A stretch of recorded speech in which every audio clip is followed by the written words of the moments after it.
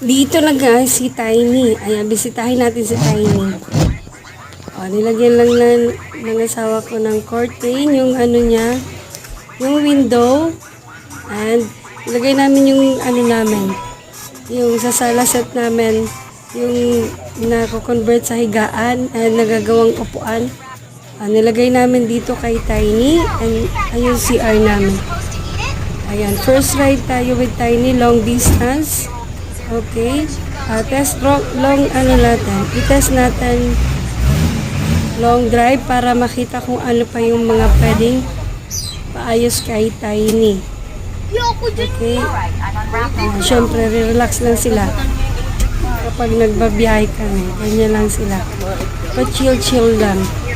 Habang nagjo-joyride kay Tiny. Diyan na din yung mga tubigan namin. Ayan, ganyan lang muna siya. Paunti-unti natin yung i-improve.